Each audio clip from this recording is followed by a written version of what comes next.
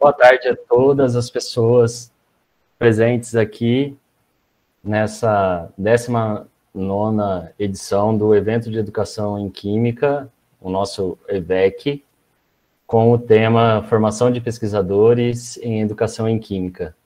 É um prazer poder estar aqui compartilhando com todos vocês, pesquisadores, professores, estudantes de graduação, de pós-graduação, desse momento bastante importante de mais um ano desse evento que eu tenho o prazer de participar agora como mediador dessa importante mesa do nosso segundo dia de evento. Ontem foi a abertura e os trabalhos deram andamento agora na parte da tarde e agora nós continuamos com uma mesa redonda bastante importante, que recebe o título de Ética e Boas Práticas em Pesquisa. Bom, importante destacar que essa mesa nos traz um tema que é bastante importante, muitas vezes não aparece tanto assim nas discussões dos pesquisadores, dos estudantes, ou até entre os professores, mas, dada a importância e a relevância de uma ética para a pesquisa, ela nos traz, ele se coloca como um tema cada vez mais urgente, que exige formação de cada um de nós, e não distorções, falsas polêmicas que eventualmente ocorrem em relação a esse tema. Então, a própria proposição do evento é justamente focar na nossa formação ética, no sentido de superar essas distorções, muitas vezes trazidas como punições ou cerceio à produção de conhecimento na ciência e na universidade. Então, as áreas, né, de ciências humanas e sociais que se aproximam, então, da educação em química, dispõe de orientações do nosso comitê de ética, mais especificamente vinculados à Comissão Nacional de Ética em Pesquisa, que é o nosso CONEP, e particularmente aos comitês de ética em pesquisa, aqui no nosso caso, em específico, da Unesp, no nosso caso, da Faculdade de Ciências e Letras, mas também existem de suas várias unidades e regionais, né? Então, a partir disso, nós temos aqui hoje, abrindo os trabalhos, um importante tema para discussão que nos traz à tona a necessidade de pensarmos sobre as questões que envolve autoria de pesquisa, as questões que muitas vezes envolve citações em publicações científicas, e atualmente, né, justamente com esse processo de revolução que a gente está tendo, tecnológica, que nos impõe a necessidade de estarmos formados para entender como que se dá a produção, a reprodução, o plágio e tudo que isso envolve em tempos de uma sociedade altamente tecnológica, né? Como que isso se relaciona com a nossa produção acadêmica. Então, abrindo essa mesa, os trabalhos, a intenção é que nossos debatedores abordem, em alguma medida, as questões de ética e boas práticas em pesquisa. Bom, os integrantes da nossa mesa de hoje são 3 professores.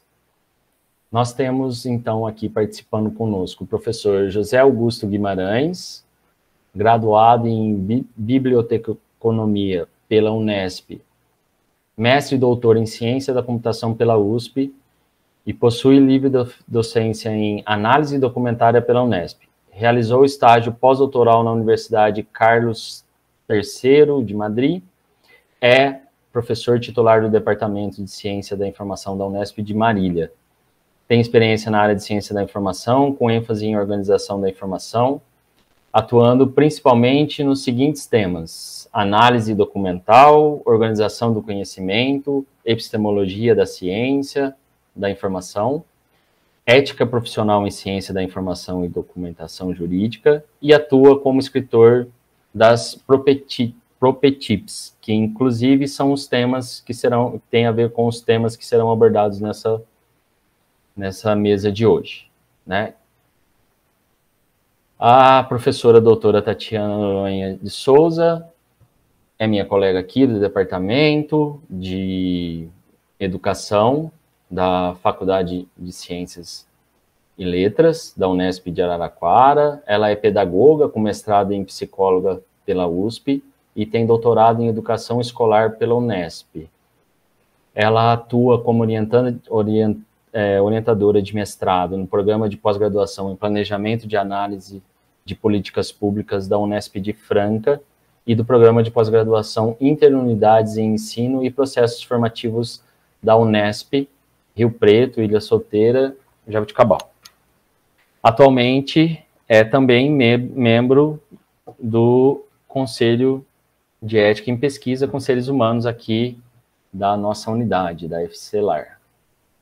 E, por último, o professor Ronildo Alves dos Santos, que possui graduação em Filosofia pela Unicamp, graduação em Jornalismo pela Universidade de Ribeirão Preto, mestre e doutor em Filosofia pela Unicamp. Atualmente é professor da Faculdade de Ciências Farmacêuticas, aqui da USP de Ribeirão Preto, tem experiência na área de Filosofia, com ênfase em História da Filosofia, atuando principalmente nos seguintes temas: História da Filosofia, Filosofia Antiga, Estoicismo, Ética e Bioética, e atualmente também é membro titular da Comissão Nacional de Ética em Pesquisa, do CONEP, vice-coordenador do Comitê de Ética em Pesquisa da Escola de Enfermagem de Ribeirão Preto. Eu, que estarei aqui mediando essa mesa, sou o professor Lucas André Teixeira, sou aqui do Departamento de Educação da Faculdade de Ciências e Letras, atuo no curso de Ciências Sociais, no programa de pós-graduação em Educação Escolar, aqui também de Araraquara, e faço parte do Comitê de Ética em Pesquisa da Faculdade de Odontologia aqui de Araraquara. Tudo bem? Bom, então a nossa dinâmica aqui hoje, ela foi preparada para um tempo de fala de 20 minutos para cada palestrante, tá? Eu estarei aqui com o meu cronômetro, anotando o tempo, e vou, na medida do possível, fazendo interferências no sentido de organizar esse nosso tempo. Tudo bem? A primeira fala nossa será do professor José Augusto Guimarães, e ele abordará o tema 1 que foi proposto para essa mesa, que é a questão da autoria científica, das citações em publicações científicas e o plágio na produção acadêmica. Então é isso, muito obrigado, professor, pela disponibilidade, por compartilhar esse momento, e fique à vontade aí para nos compartilhar seus conhecimentos. Bem, boa noite a todos. Eu gostaria inicialmente de dizer da minha satisfação de participar do EVEC, um evento acerca do qual eu sempre tive excelentes referências, então é um prazer muito grande. Me foi solicitado conversar hoje sobre esses aspectos relativos à autoria, às citações e a questão do plágio, muito em virtude da série PropTips, que todos conhecem, não é? Então, eu vou pedir o auxílio do Leandro e da Giovana para passar os slides para mim, tá bom? Para a gente ir apresentando, por favor.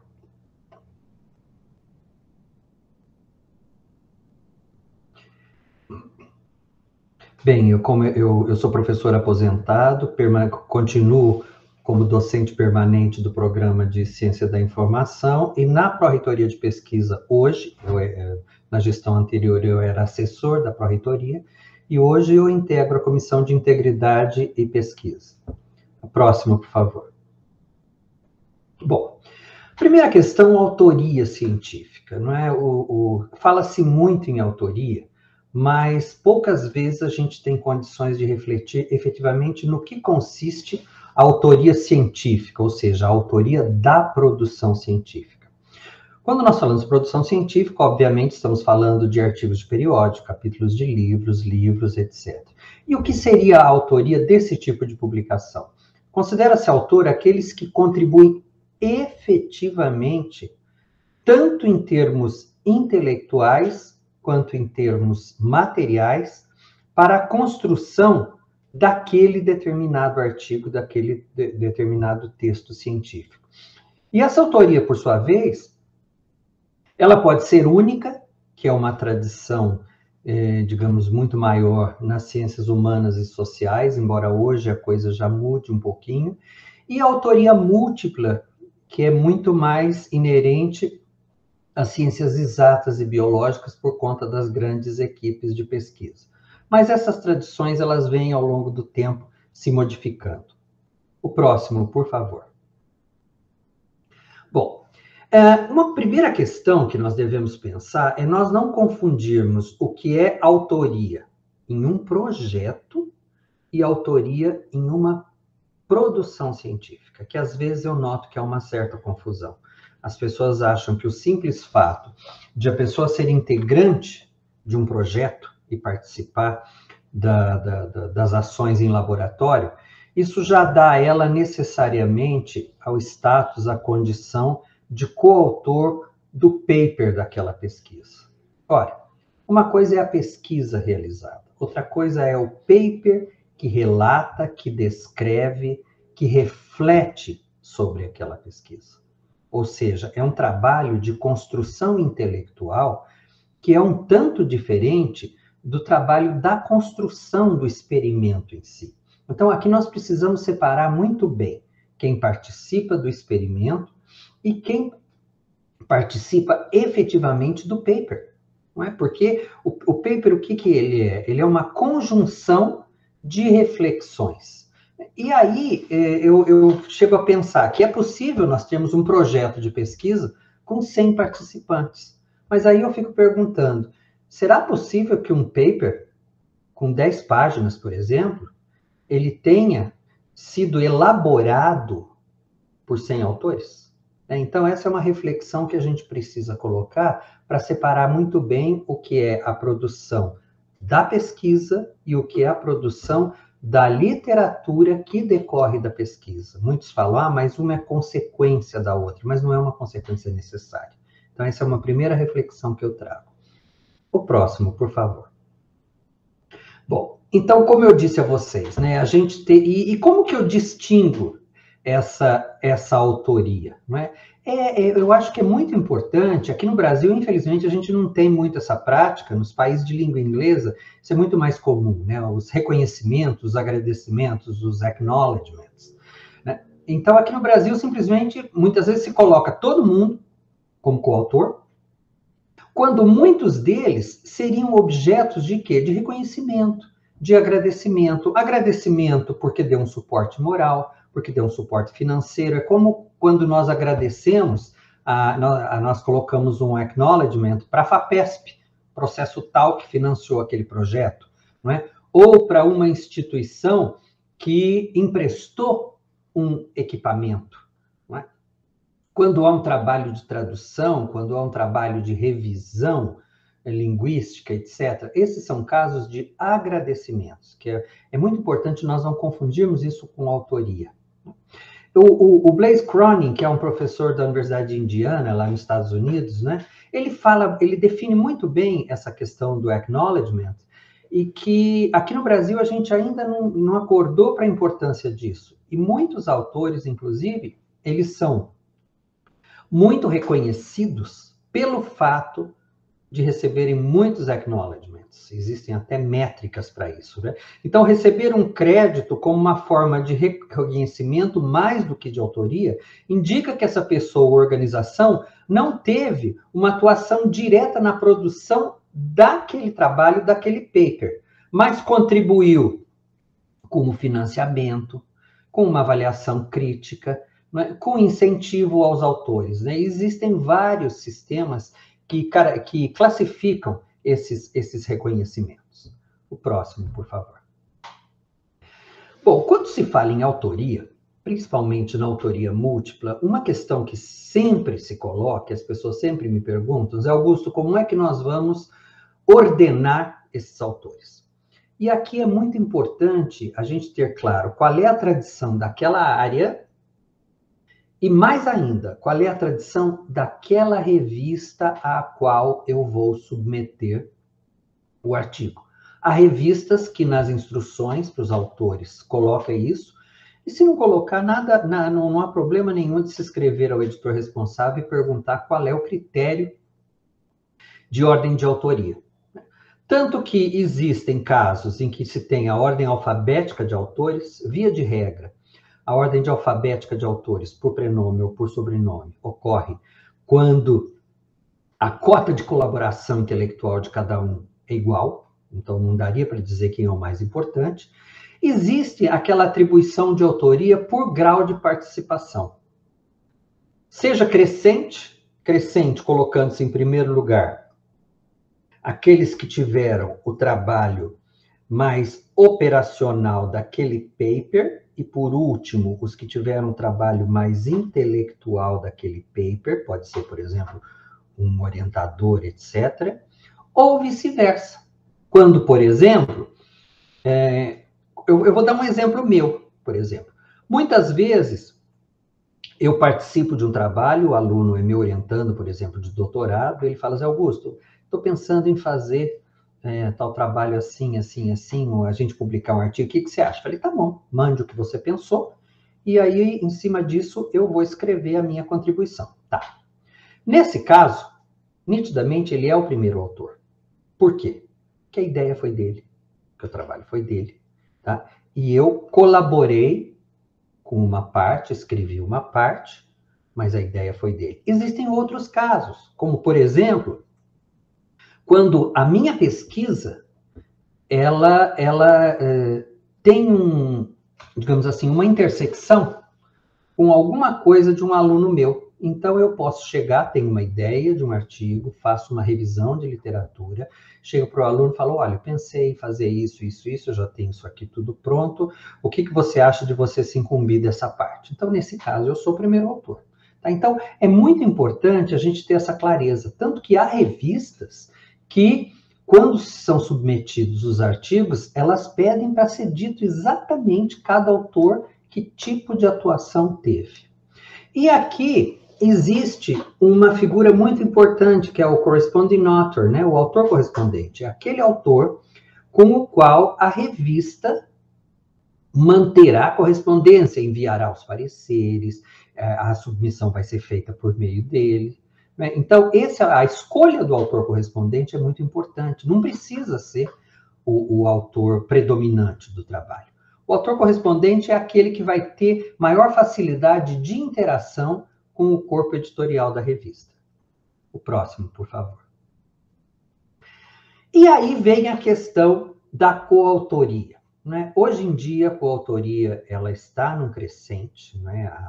O trabalho colaborativo ele vem aumentando em todas as áreas, no sentido até de que haja uma convergência de esforços, de recursos, etc.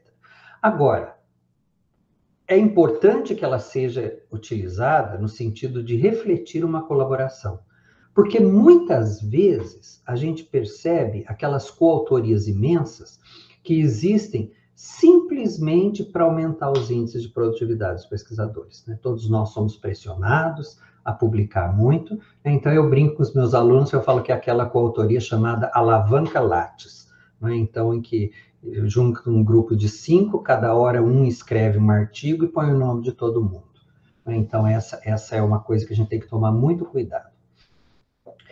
E quando a gente fala em contar com um coautor, um artigo, eu estou assumindo que essa pessoa, juntamente comigo, terá uma colaboração significativa. Como está dito aí, ela é corresponsável por esse artigo e ela vai responder igualmente por ele, assim como eu. Então, essa reflexão, ela é muito importante, porque a gente começa a perceber, depois eu vou mostrar para vocês, um aumento de determinados problemas, né, de natureza ética que tem acontecido na delimitação das coautorias. O próximo, por favor.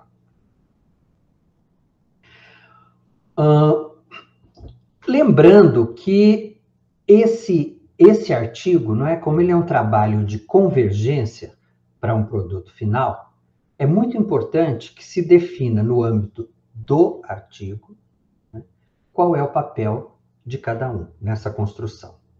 O próximo, por favor. Agora, como eu disse a vocês, essa questão da coautoria hoje, por conta desse produtivismo acadêmico, não vou culpar ninguém, porque a gente bem sabe o quão pressionados nós somos, não é? Pelo Sucupira, pelo Coleta Capes, etc, etc, etc. Mas isso começa a gerar algumas distorções. A primeira distorção é aquela chamada coautoria convidada. A pessoa é um figurão, não fez absolutamente nada no artigo, mas eu sei que se eu convidar e colocar o nome desse figurão, o meu artigo vai ser mais lido, o meu artigo vai ser mais citado, né? O meu artigo vai ser recuperado. Então, esse é o primeiro problema ético, né? Você pôr essa pessoa que não fez absolutamente nada. O segundo caso é mais sério ainda. É aquela coautoria pressionada. Quando, por conta de alguma estrutura de poder, alguém pressiona o outro a inserir seu nome num trabalho sem ele ter tido participação alguma.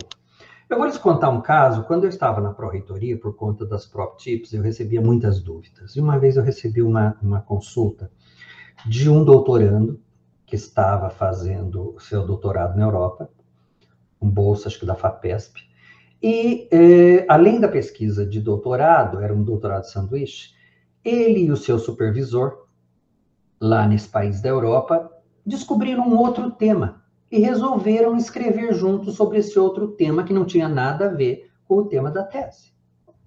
Quando o orientador aqui do Brasil soube disso, ficou muito bravo. Escreveu para a pessoa e disse que ele ou ela, não me lembro, tinha que ser inserido como coautor desse trabalho. Por quê? Porque foi graças à assinatura dele que essa pessoa, e ao currículo dele, que essa pessoa conseguiu a Bolsa FAPESP para ir para esse país da Europa. E a pessoa me disse o que eu pensava. Eu falei, olha, se nós formos seguir a lógica que essa pessoa está usando, então, o diretor científico da FAPESP tem que ser coautor, o chefe do departamento, o coordenador do programa de pós tem que ser coautor, o diretor da unidade tem que ser coautor. Então, se todo mundo que assinou, se o simples fato de assinar por uma questão de ocupar um determinado cargo dá a essa pessoa status de coautor intelectual, então a gente vai, né? E aí eu me lembro que a coisa se encerrou por aí. Outra coisa é quando tem a coautoria fantasma, é o oposto. A pessoa trabalhou muito, tá? Naquele rascunho do artigo, etc., e por N razões ela acaba sendo excluída. Quer dizer, o nome dela não figura. É o oposto da coautoria convidada. E aqui eu trago uma reflexão que eu acho muito importante, que é a nós termos clara a distinção entre orientação de pós-graduação e coautoria de trabalho científico. Vamos pensar. Eu sou orientador de uma tese de doutorado. Isso faz parte do meu métier, faz parte do meu regime de trabalho, o meu salário pressupõe eu fazer isto. Tá, então, trabalho de orientação já é uma coisa profissional para a qual estou sendo pago. Agora, o fato de eu ser orientador não me torna necessariamente coautor de tudo o que o meu orientando publicar. Eu serei coautor daquilo que ele publicar quando não apenas quando eu tiver uma participação efetiva. Então, é o que eu vou dizer para vocês. Muitas pessoas acham que o simples fato de eu receber um rascunho de um artigo, eu dar aquela revisada, corrigir alguma coisa e devolver, isso faz de mim coautor. Não, isso não faz de mim coautor. O que vai fazer de mim coautor é quando eu combino com o aluno, você vai fazer isso e eu faço isso. Porque eu tenho que dissociar a produção científica da tese e da dissertação. É um outro momento, é uma outra coisa. Então, por exemplo, eu fiz toda a conclusão, ajudei na análise dos dados, redigi partes do referencial teórico, descrevi a metodologia, aí sim eu sou coautor. Agora, o simples trabalho de rever não me dá condição de ser coautor. O próximo, por favor. Outro problema, né, que está crescendo muito, muito, muito, e nos países asiáticos isso está sendo um problema, é a questão da hiperautoria. Né? Percebe-se em todas as áreas que o número médio de autores por trabalho, inclusive nas ciências humanas e sociais, vem aumentando de uma maneira muito significativa. E até por uma questão de produtividade. Se nós somos 6 pessoas, né, se todos os artigos forem escritos pelos 6, e cada um escreveu uma parte em cada artigo, eu escrevi uma parte em cada um e eu tive 6 publicações. Agora, é muito importante eu ter essa clareza de que aquele conjunto de autores é efetivamente autor. Quer dizer, eu não fazer isso por mero produtivismo acadêmico, né? Porque isso pode, inclusive, chamar aquilo que a gente chama de autoria promíscua, né? Autoria promíscua é quando eu coloco até a pessoa que veio me trazer o microscópio, veio trazer o microscópio para eu poder fazer uma determinada observação, eu coloco o nome dela.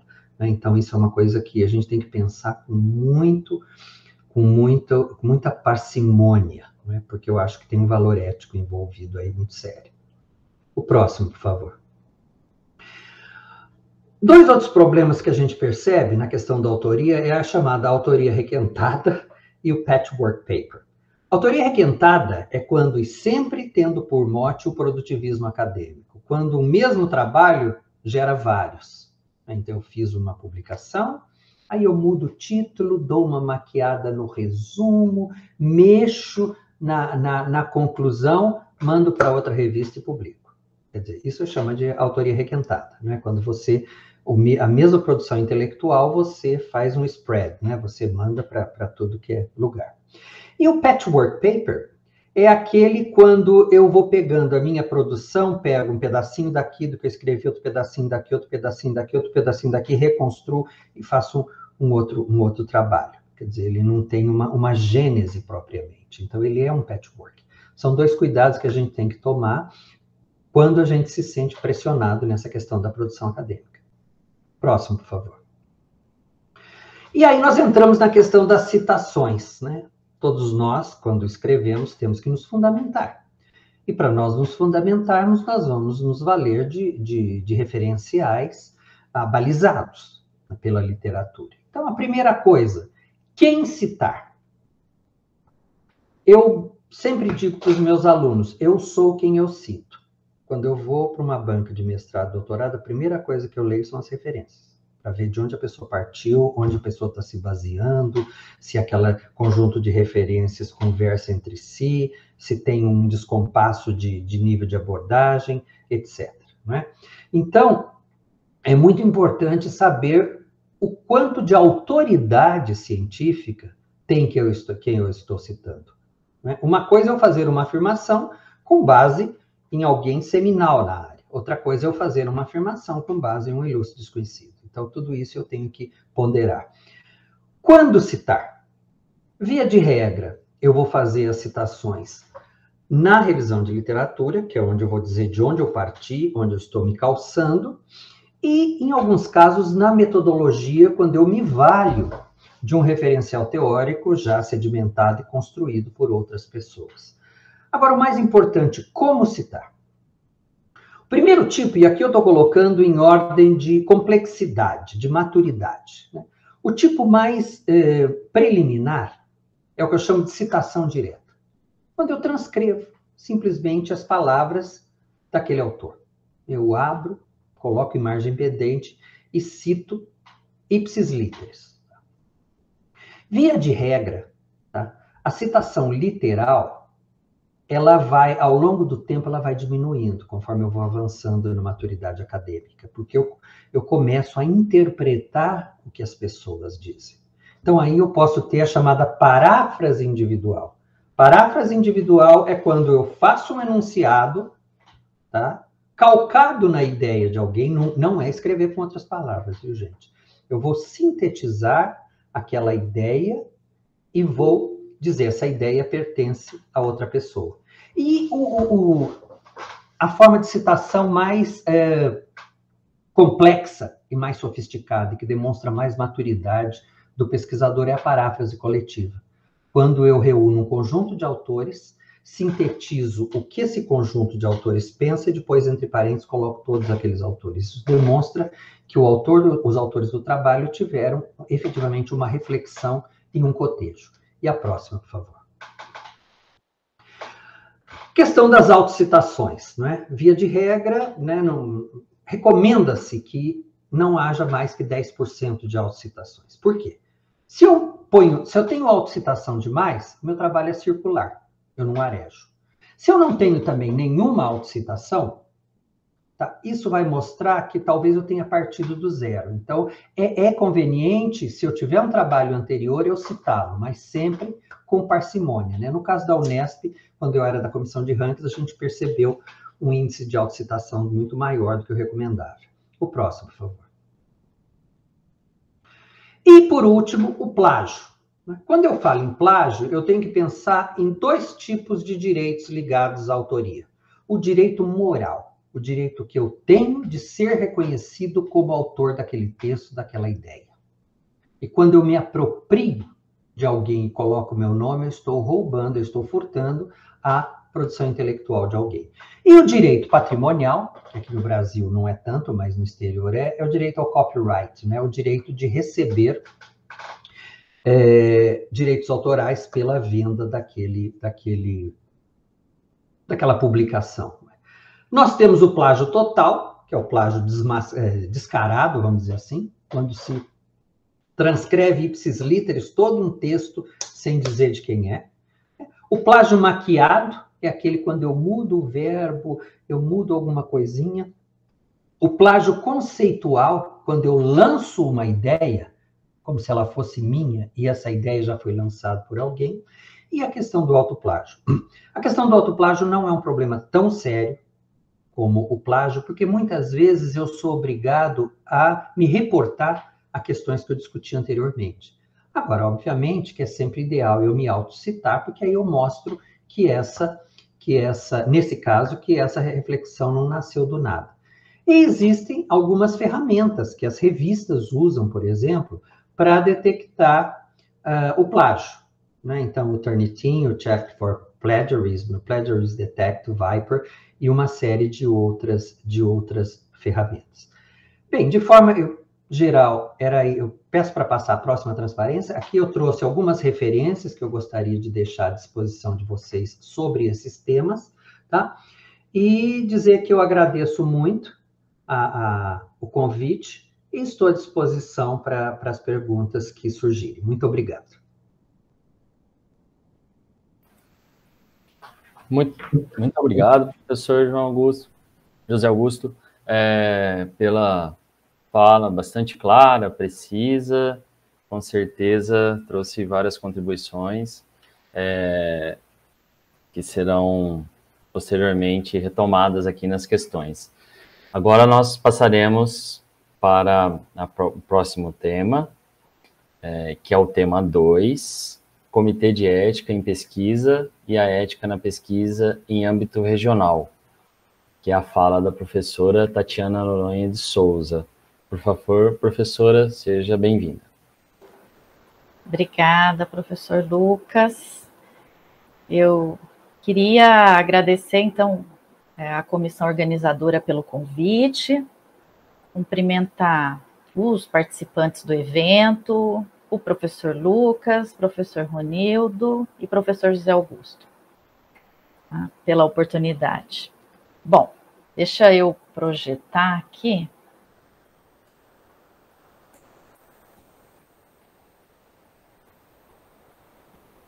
Vocês já estão vendo?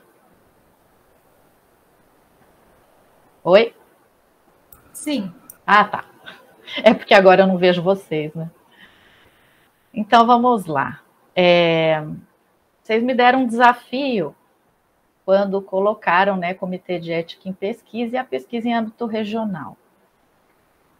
Porque eu fiquei com várias dúvidas sobre o que eu vou trazer, né, sobre o âmbito regional. E aí, comecei a olhar um pouquinho para a minha história, né, que como aluna eu submeti nos anos 2000 a minha pesquisa de mestrado, e na época, né, já tinha essa ideia de que o Comitê de Ética era um bicho de 7 cabeças, que infelizmente, né, como falou no início o professor Lucas, tem uma série de distorções a respeito dos comitês de ética. Acho que a gente está num processo ainda, que eu acho que já avançou muito, mas ainda falta bastante para a gente avançar. Nessa época, a gente submetia em papel, né, não existia a Plataforma Brasil, e eu estava na psicologia e tive que submeter para a enfermagem aqui na USP de Ribeirão, porque a psicologia não tinha ainda comitê de ética. Depois tive experiência como coordenadora, atualmente como vice-coordenadora, mas sou alguém ainda precisando aprender muito, né? E aí eu fiquei pensando, o que eu vou trazer de âmbito regional? Número de CEPs, perfil regional, dados históricos de expansão, o que vai ser importante, né? E aí eu falei, eu acho que essas informações, elas são interessantes, mas elas não estão no âmbito de algumas demandas que eu tenho observado nos comitês de ética. E aí eu resolvi ter uma conversa com colegas que estão em diferentes comitês, né? Liguei e fui conversar um pouquinho, e aí eu comecei a levantar algumas discussões que têm sido feitas dentro dos CEPs, né, informalmente. E aí levantar alguns problemas. E aí eu consegui listar nessas conversas informais alguns desafios, né, que a gente encontra aqui na região e que são os mesmos que eu tenho observado em outras regiões do país. Eu não sei se vou atender a demanda da questão regional, né, que vocês queriam, mas eu confesso que eu gostei bastante de fazer isso, né, de pensar sobre essas questões, inclusive recorri a algumas outras, enfim, alguns vídeos de eventos que já vinham falando de comitê de ética, que eu tinha separado, que traziam as mesmas questões que os colegas levantaram, que elas estão ocorrendo nos CEPs. Eu só vou trazer alguns marcos históricos aqui, rapidamente, porque eu não sei no público quem tem alguma noção do sistema, do comitê, como é que funciona, enfim, né, dá uma atualizada, assim, quando é que a gente começou a fazer esse debate, né, mais um debate internacional sobre pesquisa com seres humanos. Foi após a Segunda Guerra, né, e os horrores registrados pelas práticas de pesquisa nazistas. Tanto antes como depois, a gente tem vários registros de abuso em pesquisas científicas, tá? No Brasil, em 96, houve, né, enfim, a publicação da Resolução 196, né, que que definiu parâmetros e pré-requisitos para desenvolver pesquisa com seres humanos. A gente já tem uma resolução que a substituiu.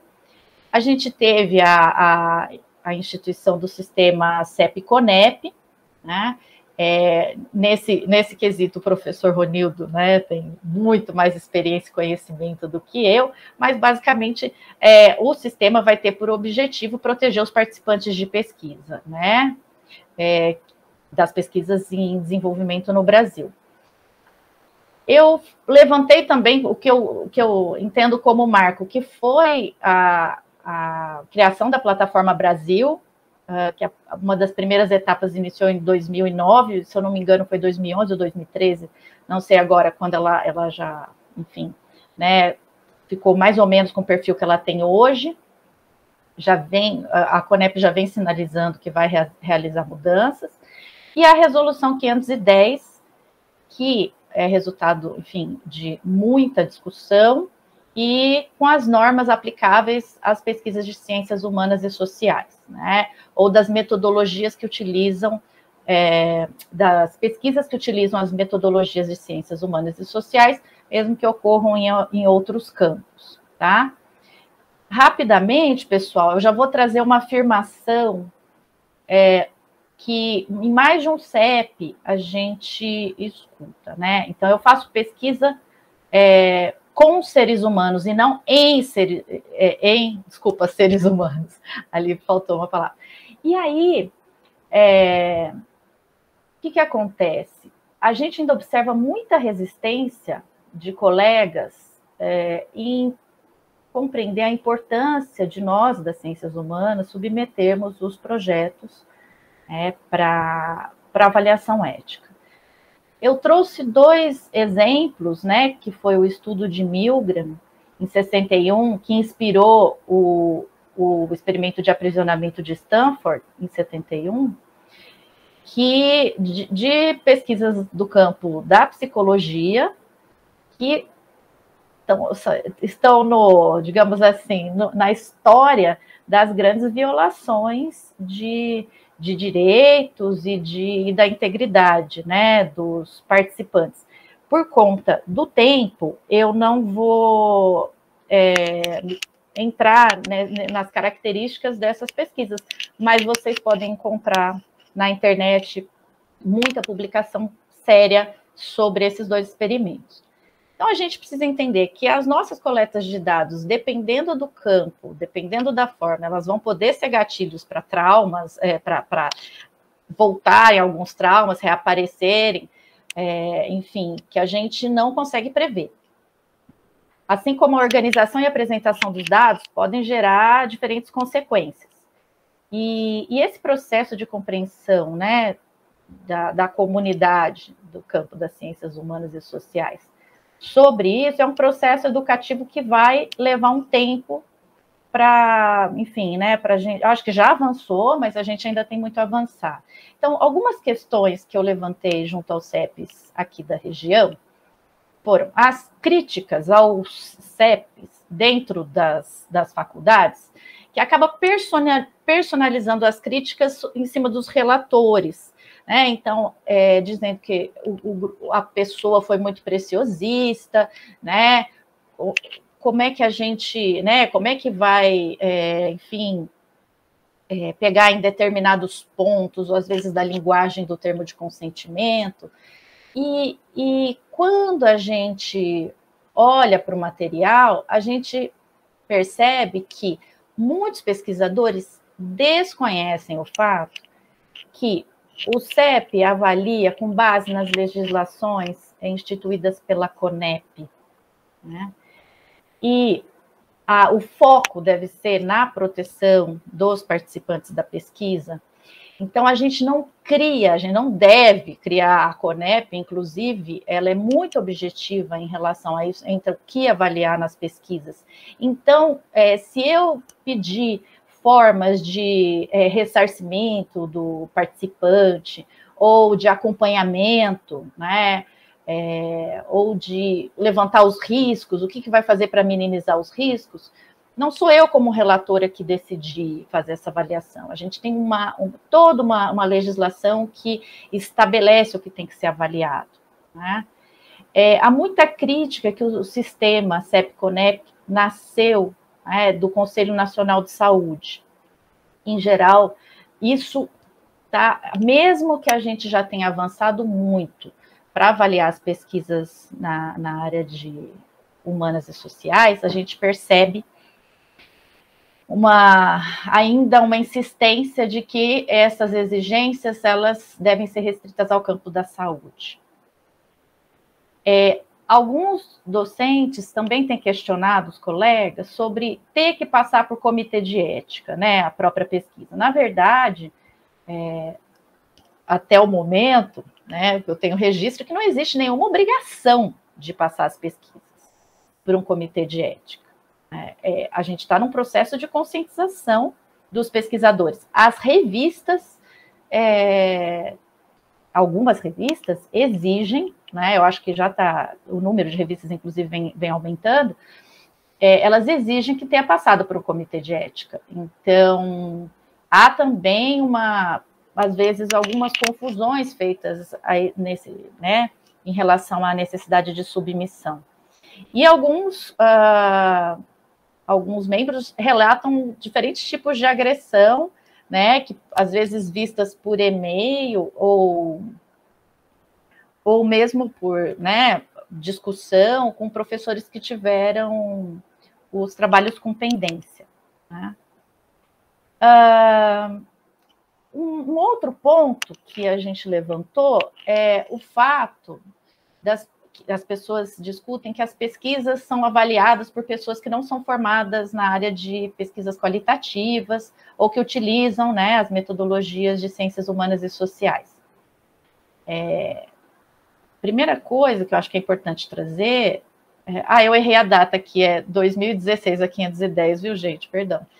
A resolução 510, ela estabelece que metodologia, os aspectos metodológicos e teóricos de desenho da pesquisa, eles vão ser avaliados pelos, digamos assim, pelas instituições ou por outros órgãos específicos. No caso da metodologia, obviamente, ferir a segurança, colocar em risco o participante, obviamente que isso tem que ser citado, mas não cabe ao sistema CEP-CONEP realizar essa crítica. Então, quando a gente ouve os relatos, eu sempre penso, bom, se o CEP, né, emitir um parecer que faz algum tipo de intervenção na questão metodológica, que não deveria fazer, porque não diz respeito a nenhum risco para o participante, a gente tem um problema de compreensão da atuação do próprio CEP e, muitas vezes, um desconhecimento do pesquisador para, inclusive, questionar esse aspecto. Por exemplo, se eu submeto uma pesquisa hoje e percebo isso, eu vou tentar, né, vou entrar em contato com o CEP responsável, inclusive apontar que eles fizeram críticas, por exemplo, num âmbito que não é do CEP.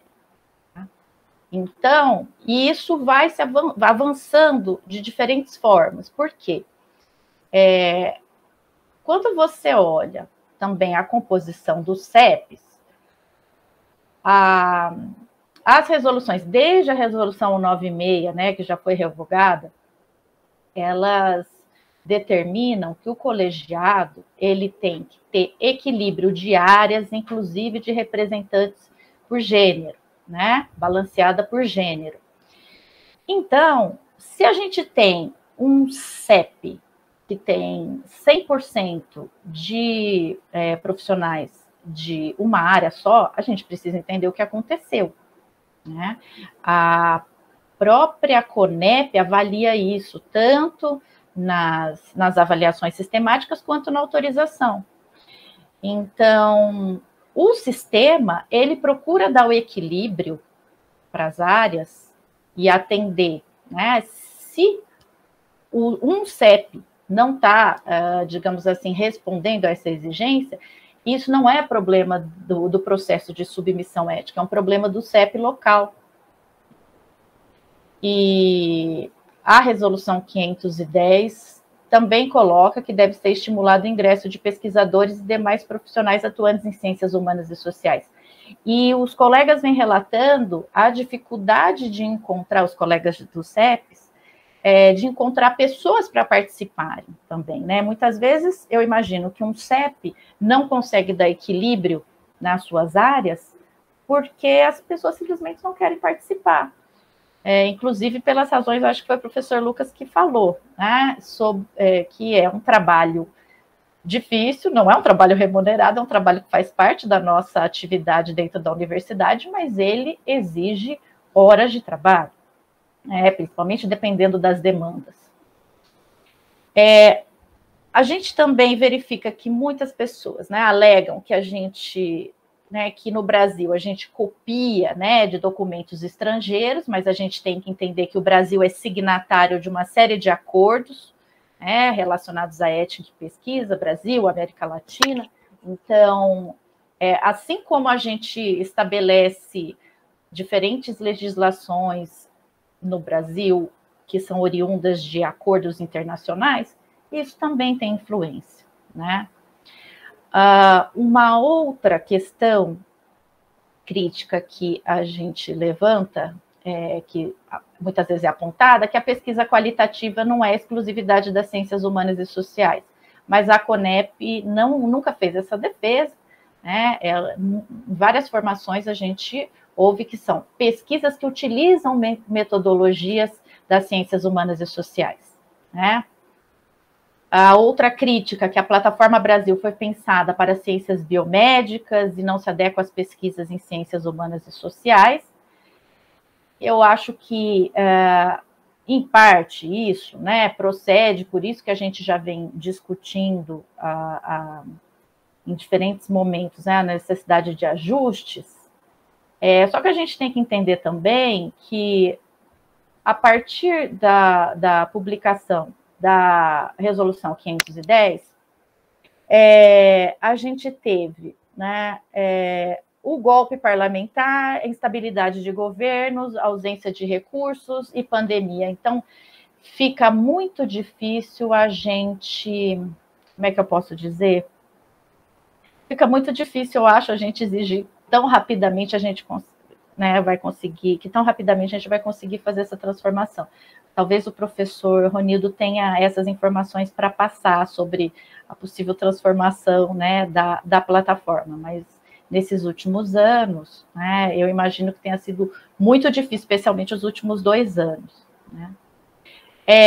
Há também a alegação que o processo de consentimento engessa a realização de algumas pesquisas, porque muita gente associa o processo de consentimento só com a assinatura do termo de compromisso ético, e hoje a legislação já expandiu, né? A gente tem, na verdade, é um processo de desenvolvimento de confiança entre pesquisador e participante, né? E o registro ele pode ser feito de outras formas, e não só por escrito. Principalmente quando a gente trabalha com populações vulneráveis, populações que, enfim, estão envolvidas com alguma ilegalidade e, obviamente, não vão assinar nenhum termo. Então, volto a dizer que eu acho que é o foco da minha preocupação aqui. Eu acho que ainda falta muita formação e as pessoas precisam se engajar, nesse sentido de aprender com as resoluções. E aí eu digo, tanto os pesquisadores quanto membros do CEPs, né? Uma outra questão que trazem é que o sistema não permite que tenhamos especialistas emitindo pareceres sobre pesquisas cujos relatores não têm inserção no tema, né? Mas a própria resolução 466 abre possibilidade de nós termos consultores ad hoc, né? No caso da gente precisar uma consulta a um especialista que talvez não tenha no grupo. Então, eu fui fazendo esse movimento de levantar as críticas e tentar achar um pouco das respostas, né? Algumas críticas, por exemplo, que a gente vê na Plataforma Brasil, né? Que é a colocação de hipótese, a ideia de desfecho primário, tamanho de amostra, que elas são questões muito mais próximas, né, das outras áreas do que das humanas, mas a gente consegue lidar com isso, né? Então, por exemplo, no caso das ciências humanas, quando fala em tamanho da amostra, muitos de nós, né, no CEPS, temos orientado, você coloca um teto, né, de participantes da sua pesquisa. Se você fizer com menos, isso não faz diferença, você não pode fazer com mais, né? Então, essa é a orientação que nós temos dado. Então, desfecho primário, as pessoas colocam resultados iniciais de pesquisa, ao invés de hipótese, pergunta de pesquisa. E há também a crítica sobre o financiamento, né? E se não tem financiamento externo? A própria plataforma dá a possibilidade da gente colocar financiamento próprio. E aí, em geral, eu percebo, né, conversando com colegas, tem algumas áreas como ciências sociais, história, que muita gente fala, né, que a crítica feita ao sistema, né, de avaliação ética é porque algumas pesquisas eu preciso identificar o participante, né, e se eu tenho que seguir as regras da CONEP, eu não posso... Tá faltando... É o tempo? Lucas, que eu ouvi um barulhinho? Isso, tem mais um tempinho. Assim, a gente está chegando no finalzinho, se você puder se aproximar do final, seria... Tá, vou acelerar aqui. E aí, o que acontece, né? Já há possibilidade de identificação, né? A própria 510, até se o professor Ronildo puder falar mais para a gente, né? Que o participante pode decidir se a sua identidade será divulgada, né? A gente tem possibilidade de pesquisa encoberta, dependendo, obviamente, da justificativa, e que vá buscar o consentimento posteriormente, né? O pessoal que trabalha com história oral diz que, normalmente, o consentimento se busca depois. Então, há essa possibilidade, né? Há outras reclamações que os CEPs regionais têm recebido, né? Que demora muito tempo para a gente finalizar o processo. A gente tem um prazo estabelecido já pela CONEP, que vai demorar em média 40 dias, né? Mas o importante é que os pesquisadores também se apropriem dos documentos e das exigências, né? Porque nas páginas dos comitês de ética, a gente tem quais são os documentos necessários, os documentos da CONEP colocam quais são, né, exigidos obrigatoriamente. Então, a gente fica um pouco angustiado, porque grande parte das críticas poderiam ser solucionadas com essa apropriação, né, do material. Reclamações sobre contatos com membros do CEP, reclamações sobre pareceres que eles acham desrespeitosos, né? E muitos solicitam, né, que o processo deveria ser mais educativo e amigável. Essas questões também estão sendo previstas pela CONEP, né? Na orientação e avaliação dos pareceres, nos encontros que eles fazem com os CEPs de todo o país, né? E aqui na região, recentemente, todos aqui passaram por avaliação, né? A gente tem horários de atendimento, a gente só não consegue fazer com que os relatores sejam identificados, porque a emissão do parecer final é do colegiado, né? Então, há também uma demanda em algumas faculdades de que essas pessoas, né, sejam, enfim, identificadas. Enfim, né? Então, eu acho que a gente está num caminho que eu acho bastante interessante. Eu, particularmente, confesso que nos últimos 3 anos tenho aprendido muito mais, inclusive com os cursos de qualificação do CEPS que a CONEP, em parceria com Moinhos de Vento, tem promovido, e colegas da região também têm dito isso, né, dos CEPs da região, sobre a importância de fazer esses cursos, e não só os membros do CEP, como os pesquisadores, né? Então, muito provavelmente, essa história inicial do processo, né, de avaliação ética mais ligado às ciências da saúde, isso pode ter causado uma, digamos assim, uma espécie de, vou usar a palavra, né, que o pessoal tem usado, de ranço, né, mas isso, desde a 510, isso já vem sendo modificado, né, então a gente precisa fazer um trabalho, né, dentro dos CEPs e junto às unidades, para que as legislações sejam mais conhecidas por todos, tá? E, por fim, a gente tem que lembrar sempre que a questão da ética em pesquisa, ela não se limita a gente conseguir um protocolo aprovado pelo CEP, mas é um cuidado que a gente tem que ter do início do trabalho até depois, quando a gente publica. Ele tem que permear. A gente não pode olhar só como processo burocrático, como muita gente faz, né? Mas como um compromisso que a gente assume ao desenvolver a pesquisa. Finalizei, desculpa se eu estourei o tempo. Imagina. Muito obrigado, Tatiana, pelas contribuições excelentes. E vamos, então, agora para o nosso último tema, que é ética em pesquisa na área das ciências humanas e sociais, discutindo a resolução do Conselho Nacional de Saúde 510/2016, que é a fala do professor Ronildo Alves dos Santos. Obrigado, professor. Fique à vontade. Obrigado. Eu gostaria de agradecer o convite aqui da organização desse EVEC, né? 19º. Também aí parabenizar as apresentações aí, da introdução do professor Luca, professor José, professora Tatiana. São temas, acho que, importantíssimos e que devem estar todos os momentos, em todas as discussões, né? A questão ética, ela é uma questão que nós poderíamos dizer, ao mesmo tempo, transversal e, ao mesmo tempo, específica, né? Ela não é simplesmente transversal, porque há uma série de conhecimentos que nós precisamos ter, mas ela também não é apenas específica, né? Então, ela tem que estar em todos os momentos, e, nesse sentido, parabenizo a comissão organizadora pela inserção deste tópico aqui, né? Bom, a minha...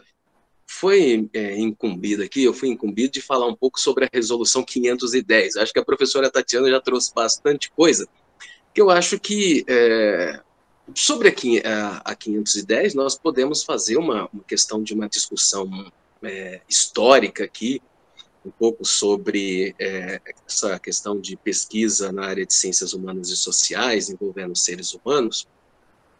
Mas eu acho que o importante em relação à resolução 510 é mais pegar, ao invés de apresentação, nós podemos discutir isso que a professora Tatiana trouxe, né? Há uma série de dúvidas, uma série de questões aí que são postas a essa regulação ética em pesquisa envolvendo seres humanos, que são importantes ali, né? Esses questionamentos de serem respondidos. Então, acho... respondidos e discutidos, né? Acho que uma primeira coisa que eu gostaria de destacar é um pouco isso. O sistema de regulação ética no Brasil é um sistema que está se constituindo, né? Ele não é um sistema fechado, ele não é um sistema pronto. Então, ele está se construindo de acordo com a própria estruturação da pesquisa no Brasil. Quer dizer, o Brasil é um país que, de certa forma, nós vamos pensar, tem uma representatividade aí de 2% na produção naquilo que se considera como produção de conhecimento no mundo, medido por essas agências aí. Mas mesmo com 2%, nós estamos no 13º lugar aí, né? Então, dentro desses grandes produtores de pesquisa. Então, temos uma certa presença nesse processo todo. Um pouco o que a professora Tatiana trouxe, que acho que muito pertinente, é essa questão dessa relação, muitas vezes, entre a área biomédica e essa questão da regulação ética na área de ciências humanas e sociais. A área biomédica, de certa forma, ela já tem uma regulação ética um pouco mais consolidada, né? E isso advém de uma série de casos, né, que que aconteceram aí na história, que acabaram levando a isso. Mas ela também não foi uma questão tranquila. Muitas pessoas gostam de trabalhar um pouco em cima da questão do Código de Nuremberg, né? Mas o Código de Nuremberg ele serve como um ponto ali de análise muito importante. Entretanto, havia uma questão muito interessante em relação aos pesquisadores e o Código de Nuremberg. É que as pessoas, os cientistas daquela época, eles não se sentiam atingidos, ou eles sentiam que o Código de Nuremberg não era para eles. Quando que realmente a pesquisa, a questão da ética em pesquisa, ela passa a ser discutida? A partir da década de 1970, em especial com escândalos que começam a aparecer nos Estados Unidos. E esses escândalos, em outros lugares do mundo também, mas, de certa forma, um pouco mais documentado nos Estados Unidos. E esses escândalos, eles vieram, se tornar, esses casos, né, acabaram se tornando escândalos. Por quê? Porque os cientistas ou os pesquisadores ficaram escandalizados com eles? Alguns sim, tá? Mas era uma coisa, boa parte dessas pesquisas, elas eram divulgadas, elas eram conhecidas na área acadêmica, na área de pesquisa. Quando que isso vira um escândalo? Quando a grande mídia começa a divulgar esses tipos de pesquisa.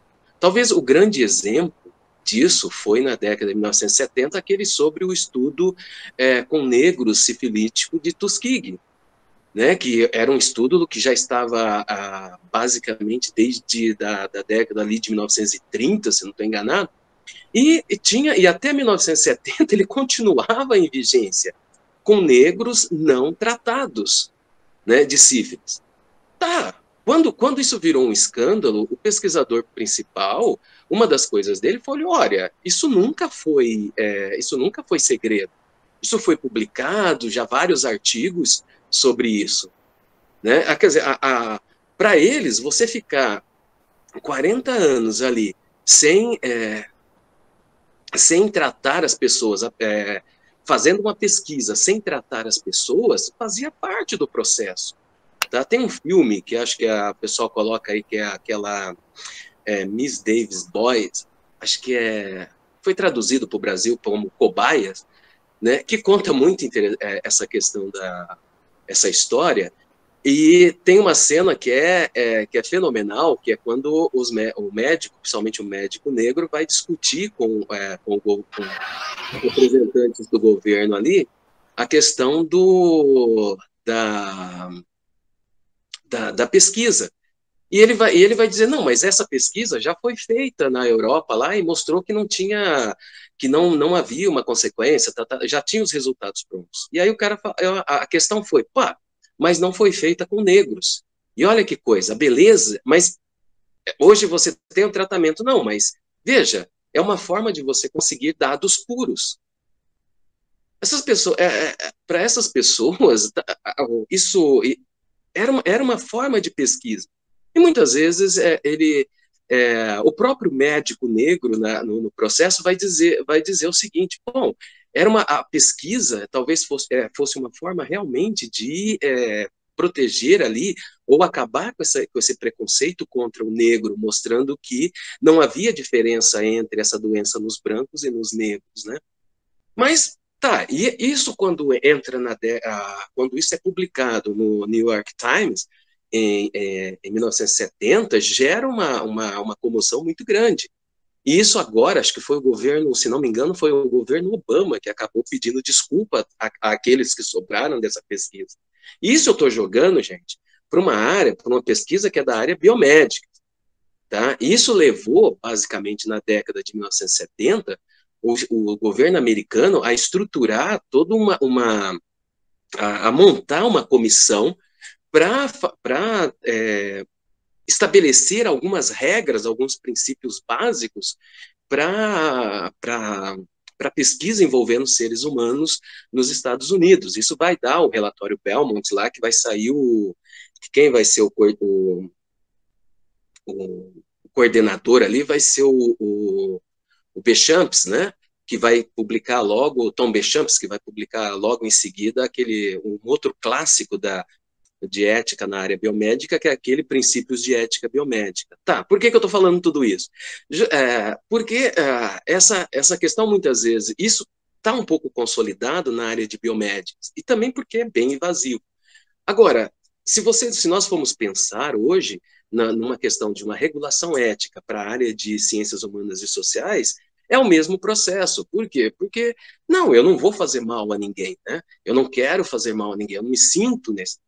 Isso pode acontecer, é evidente que a grande maioria dos pesquisadores não entram nesse processo. Entretanto, você tem aqueles que entram. E o que se busca é que não se prejudiquem as pessoas. Né? Então, essa discussão, ela vem no Brasil, aí nós temos, como a Tatiana colocou, a questão da resolução 96, antes, e o sistema CISNEP, né? E aí eu não sei se o pessoal aqui participava disso, mas eram aquelas pilhas, né? Porque era tudo em papel. Então você tinha que andar de carrinho muitas vezes para ir para a reunião do CEP, porque tinha umas pilhas assim. Se você tivesse 3 processos muitas vezes para relatar, você precisava de ir com um carrinho daqueles elétricos para carregar aquele monte de papel. Em 2012 entra a Plataforma Brasil e a Resolução 466, o que já dá uma aceleração no processo de análise ética muito boa. A partir também de 2012 ali, o sistema começa a entender essas críticas que a Tatiana trouxe de uma coisa muito demorada, né? E o que levava muitas vezes 6 meses, e 6 meses não era questão de pendência, né? Era até sair o resultado da pesquisa. Então essa era uma das grandes críticas. Hoje, como ela trouxe, você tem até 40 dias. Isso é que o CEP tem 10 dias para analisar a documentação para dar entrada, e você tem mais 30 dias de análise. Então, o processo acelerou bem mais, né? Então, essa é com isso que essa regulação ética no Brasil hoje trabalha. Né? E a demanda que vinha também da área de ciências humanas e sociais. Por quê? Porque a Resolução 466, ela tem uma perspectiva, que é uma perspectiva bem na questão das ciências biomédicas, por um lado, mas ela tem quando ela foi pensada, tanto a 196, ela tem uma visão muito da questão da indústria, né? E o Brasil, ele não é um país tão industrial assim, quer dizer, os caras vêm fazer pesquisa aqui, né? Mas a nossa, praticamente, eu diria que 90% das pesquisas de área biomédicas que entram na Conep, ou que são feitas no Brasil, elas são da área acadêmica, elas são de universidades, né? Elas não são de grandes laboratórios farmacêuticos que vão fazer desenvolvimento de remédios aqui no Brasil, né? Então, essa é uma característica também um pouco da 466, que muitas vezes pesa, principalmente para a área acadêmica. E aí você tem, e aí entra nessa questão, aí começou a entrar nessa questão também a passagem de pesquisa da área de ciências humanas e sociais, que entrou para a regulação ética dentro do Conselho Nacional de Saúde, porque você não tinha um outro órgão nacional que realmente fizesse esse trabalho, né? Por um lado. Por outro lado, essa questão de metodologias qualitativas, elas já vinham há muito tempo sendo apreciadas a partir da Resolução 466.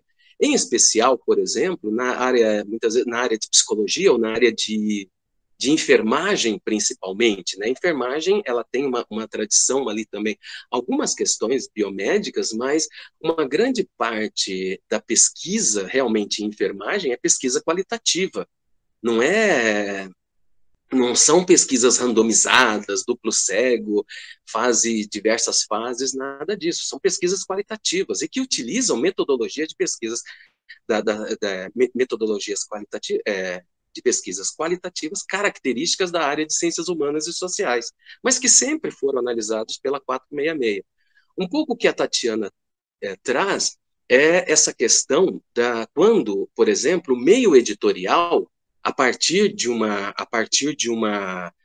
interferência externa também, né? Quer dizer, então, é a partir de uma cobrança do exterior, começou a exigir que as pesquisas que envolviam seres humanos tivessem passado por uma comissão de ética, por uma análise de ética, por uma análise de um certo comitê de ética ali, ou por uma análise ética. Então, quer dizer, para você publicar lá fora, em revistas de impacto, elas começaram a exigir isso. E aí as revistas aqui no Brasil começaram a exigir isso também.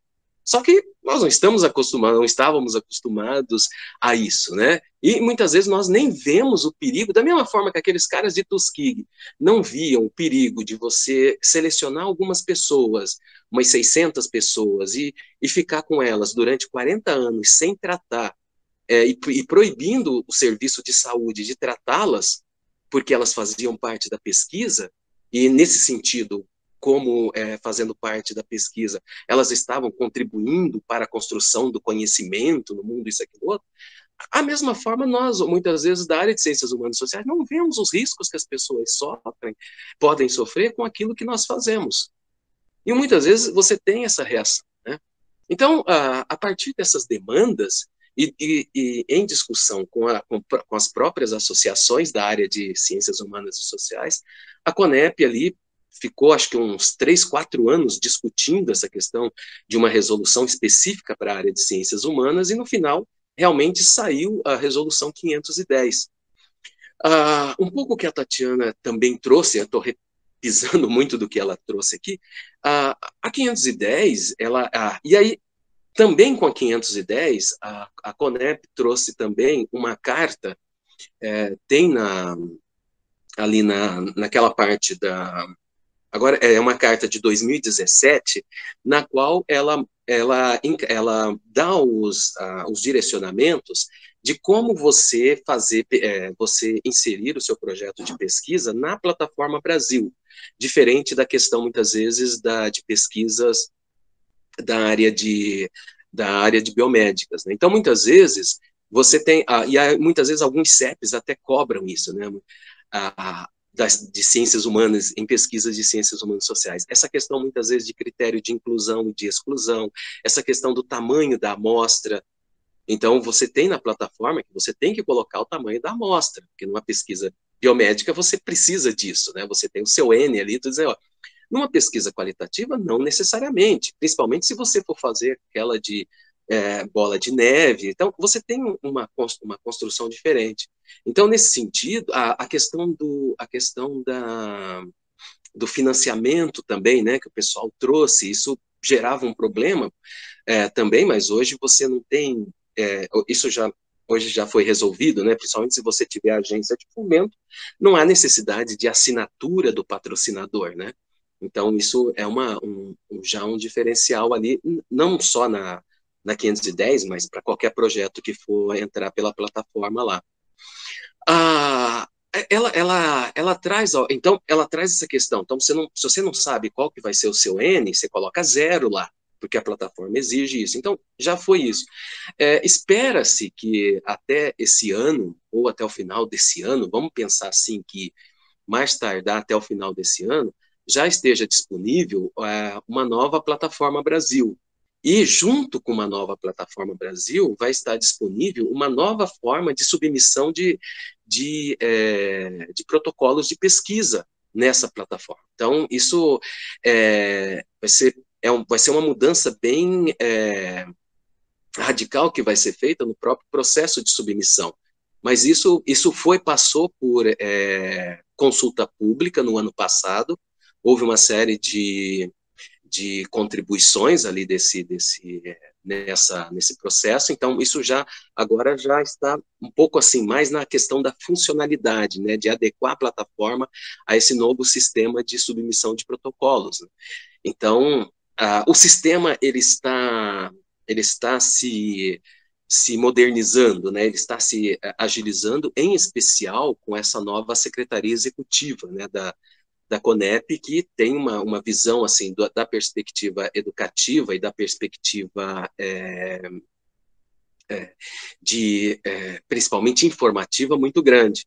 Então, é que eu estou com vocês aqui no celular, eu até falei para o Leandro aqui que eu gosto muito, às vezes, de mostrando quais são os caminhos nos quais vocês podem ir acessando para entrar ali. Mas, se vocês pegarem a própria página, na página da Conep, vocês têm muito material ali, principalmente os CEPs também, mas os pesquisadores, para trabalhar em cima dessa questão de de como submeter um protocolo na plataforma Brasil para apreciação ética, mas também dos próprios participantes de comitês de ética, de como fazer uma apreciação ética de um protocolo, né? Então, isso é muito importante. Repisando de novo o que a Tatiana colocou, uma coisa interessante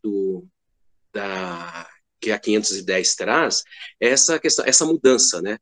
De terminologia. Por exemplo, você tem na 466 uma questão do termo de consentimento livre e esclarecido. Então, você tem o processo e o termo. Né? Então, o termo é algo que deve ser assinado, é algo que deve ser físico, de preferência, isso, aquilo. Então, pensem numa pesquisa biomédica, uma pesquisa randomizada, biomédica, que vai trabalhar com uma substância experimental ali. Então, você precisa ter toda essa parte ali, num processo que seria um termo ali, né? Apesar que existem possibilidades, maleabilidades nessa questão desse termo. A 510, ela não trabalha com o nome de termo, ela trabalha com o nome de registro. Como é que você vai registrar o consentimento do participante da sua pesquisa? Como é que esse processo vai ser feito? Então, você tem o pesquisador tem que explicar, ele não precisa ter um termo. Nós estamos com a 510 desde 2016, o pessoal ainda continua falando, quando trabalha com a 510, em termo de consentimento. Só que a 510 não utiliza o termo de consentimento, né? Ela utiliza a perspectiva mais, o termo registro de consentimento. E esse registro, ele pode ser feito de diversas formas, em diversos momentos da pesquisa.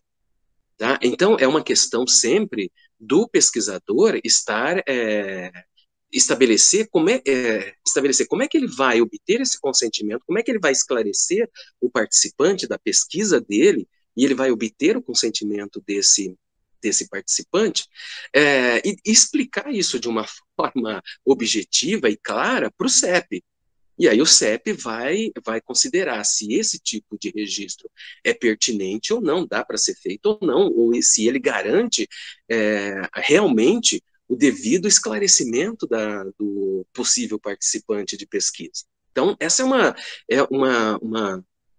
uma mudança bem interessante aqui. Não é flexibilização, tá? É a característica a questão sempre da perspectiva da garantia, da defesa do participante de pesquisa. O CEP vai analisar isso. E é por isso que é difícil você discutir um caso como genérico, porque cada pesquisa ela tem uma singularidade ali.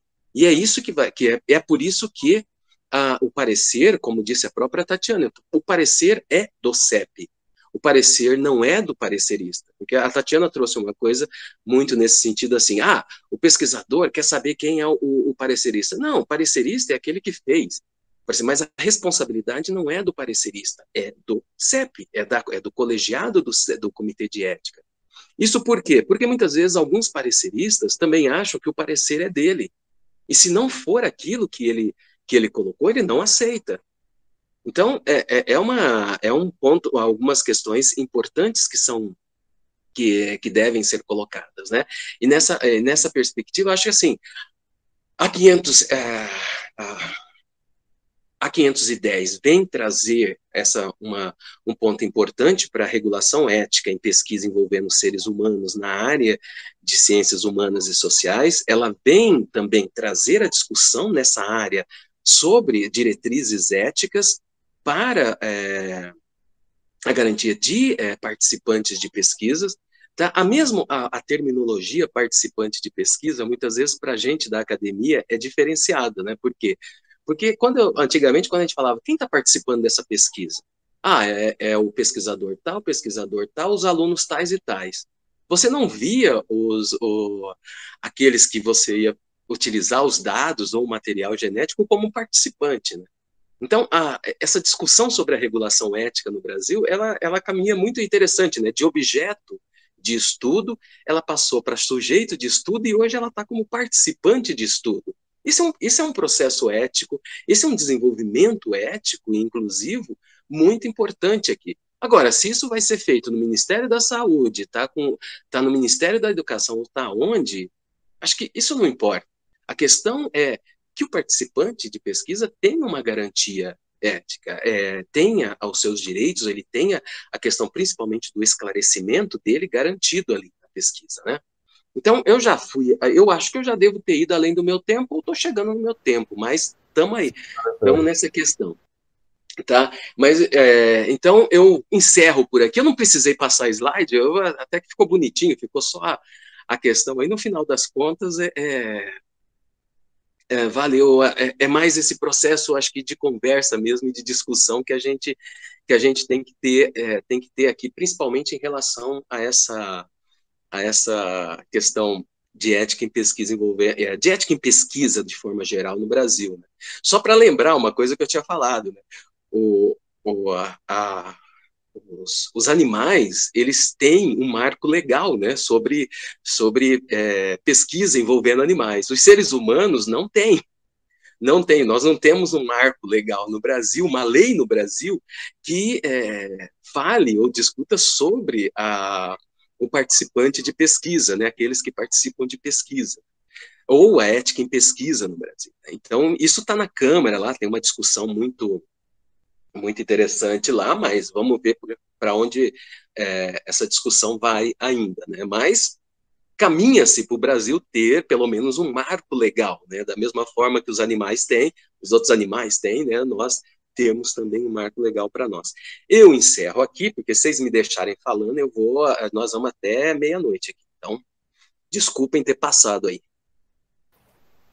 Tá ótimo, Ronildo. Obrigado também pelas contribuições de todos vocês.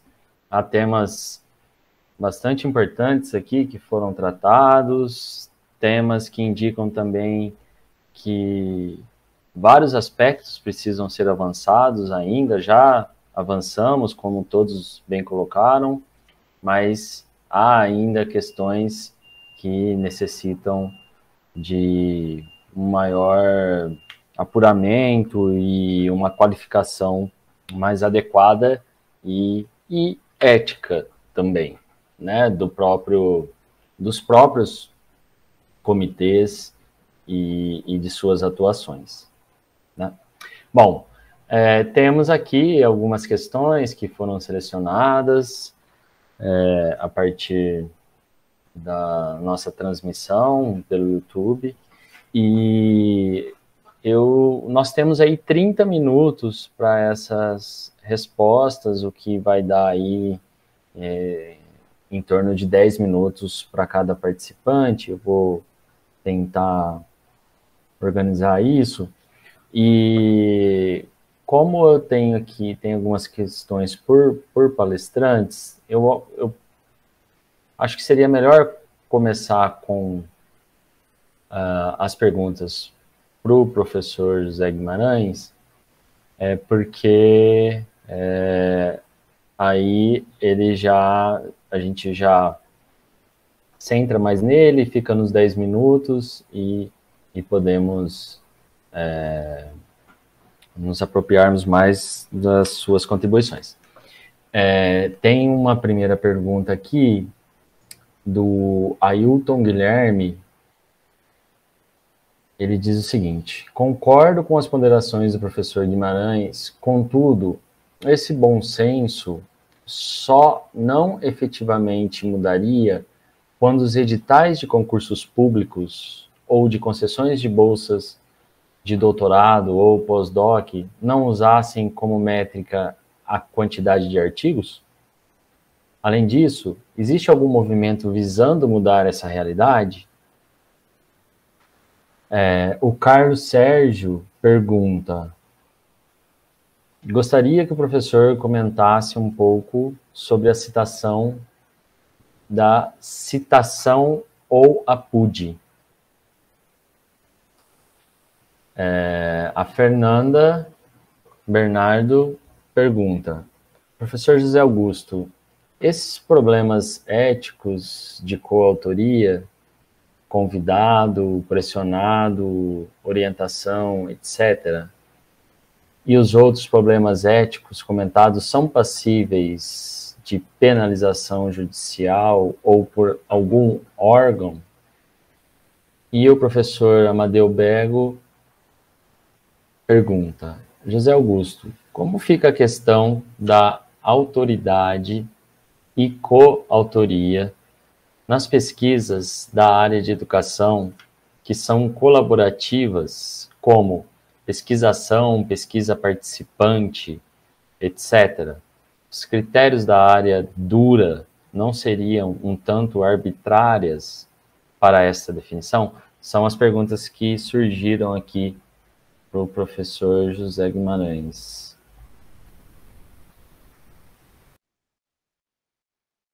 Acho que é o microfone fechado, professor. Ok. Bom, eu vou tentar recuperar na ordem, né? A primeira questão é a questão que cai na questão da produtividade, né? Da avaliação quantitativa. No momento, eu estou no Comitê Assessor de Área do CNPq. E nós acabamos de passar por um processo de julgamento de bolsa de produtividade de pesquisa. E a gente tem tentado usar critérios muito mais qualitativos, né? Eu acho que já é muito importante que se tenha claro o que vai ser considerado produção científica, a supremacia que existe da chamada literatura branca, não é? Que é o artigo de periódico, o livro, o capítulo de livro, sobre a literatura cinzenta, que são os anais de congresso, aquela figura que eu considero absolutamente esdrúxula, que é o chamado resumo expandido, que ele não é nem texto nem resumo, é um meio termo, não é? Então, eu acho que é muito importante que se tenham claro qual é essa hierarquia daquilo que se considera produção científica. Além disso, que seja feito um olhar verificando, por exemplo, se a publicação é endógena, não é? Se a pessoa, tem pessoas que têm uma publicação enorme, mas tudo na mesma instituição, não é? Ou é de uma editora meramente comercial, local, etc. Não dá para eu ponderar da mesma maneira que numa revista internacional de grande divulgação. Então, todos esses aspectos, eu acho que eles têm que ser levados em consideração. Eu defendo essa avaliação qualitativa. Eu acho que a gente tem que lutar para isso, sim. A questão do APUD, conselho de amigo, evitem sempre que possível. Só usem APUD quando vocês não tiverem condição alguma de encontrarem o texto original. Tá? Porque o texto com muito APUD, eu acho que é um dos indicativos de um pesquisador imaturo. É aquele que fala pela palavra do outro, né? E às vezes eu não tenho a garantia de que aquele que citou adequadamente. Então, na medida do possível, evitem essa questão do APUD. Com relação a essas modalidades de pesquisa das ciências humanas, pesquisa participativa, pesquisação, etc., né? Eu concordo que muitas vezes os critérios das chamadas ciências duras, eles engessam um pouco. Mas eu tenho que ter, por isso que eu falo que o grande termômetro da autoria é o texto, é o paper. Né? Então, a autoria é a autoria do paper, da construção do paper. Né? Então, é aí que eu acho que a coisa a avaliação pode se fazer, se há autoria ou não. E há uma outra pergunta que eu me esqueci, Lucas. Do APUD, da questão qualitativa das ciências humanas. Eu acho que foi a primeira, sobre os editais, né? Não, é que eu falei. Então, gostaria de contar um pouco a APUD. Eu acho que a terceira parece. Tá. Os éticos, esses problemas éticos de coautoria, convidado, pressionado, orientação e outros problemas éticos comentados são passíveis de penalização judicial ou de algum órgão? É da Fernanda Bernardo. O problema até poderiam, não é? Porque você se apropria de uma produção alheia, etc. O grande problema, gente, é comprovar. O grande problema é comprovar. Quer dizer, eu já vivenciei situações, eu vivenciei uma situação que, digamos assim, seria hilária se não fosse trágica. Eu tive um caso que eu herdei uma orientanda de uma professora que se aposentou, e ela começou a trabalhar, e eu via que aquilo ia devagar, mas falei, bom, vamos marcar a sua qualificação. Era um mestrado. Quando eu leio o relatório de qualificação, eu comecei a perceber aquilo tudo muito familiar. Mas muito familiar. Falei, que gozado. Aí eu falei, me deu um insight. Eu fui olhar, a menina tinha plagiado, menino ou rapaz, nem me lembro, tinha plagiado ipsis literis 6 páginas de um artigo meu. Quer dizer, plagiou 6 páginas do orientador, né? Então, o que eu fiz? Eu peguei, juntei a minha publicação, juntei o texto da menina, mandei para o conselho do programa e, obviamente, houve um desligamento, né? Então, mas essa questão desse tipo de desvios, vamos dizer assim, desses problemas éticos na autoria, é muito mais um trabalho de conscientização mesmo, sabe? Eu acho que é um trabalho de formiguinha, uma coisa que a gente tem que trabalhar com os nossos alunos, que serão os futuros professores e os futuros orientadores, né? Eu acho, porque realmente comprovar para judicializar é possível, mas eu acho difícil. Eu acho que o Ronildo queria intervir. Não, professor, acho que é super interessante o seu caso. Isso aconteceu com um colega nosso, mas é com aquela tradição, aquele costume chinês, né, de você replicar tudo quanto é estudo, né? Os chineses, eles têm um pouco esse tipo de fazer aí, né? Então, e ele recebeu também um artigo para dar um parecer, né? Uma revista internacional, tá? Ele recebeu um artigo para dar o parecer, e quando ele viu, era o trabalho dele. O cara eles simplesmente duplicaram o trabalho, simplesmente fizeram o trabalho de novo, escreveram, e aí foi que ele como o parecerista ali, né? Ele indicou justamente isso. Não, esse trabalho já foi feito, e indicou qual que era o trabalho dele. Então, só para essas coisas que acabam acontecendo na nossa vida, assim. Eu só gostaria de falar uma coisa, acho que super pertinente o seu tema nessa questão, principalmente de plágio, e lembrar que a FAPESP, e aí a gente vê as demandas, né? A FAPESP, ela tem na página dela um tópico ali, um link especial, que é boas práticas e políticas de pesquisa. E nesse boas práticas e políticas, ela tem um sumário de casos, que eu achei muito interessante, que são aqueles casos que são denunciados à FAPESP, e no processo quando termina todo o processo de julgamento, aí ela divulga se houve realmente a má prática, e aí ela divulga o processo, e ela divulga também qual for as penas ali, né? E acho isso é muito educativo também para os alunos darem uma olhada nesse negócio. Tem muito caso ali realmente de plágio. E eu percebi agora que eles colocaram mais ainda. Então tá tendo, isso quer dizer que a FAPESP está trabalhando bastante nessa questão.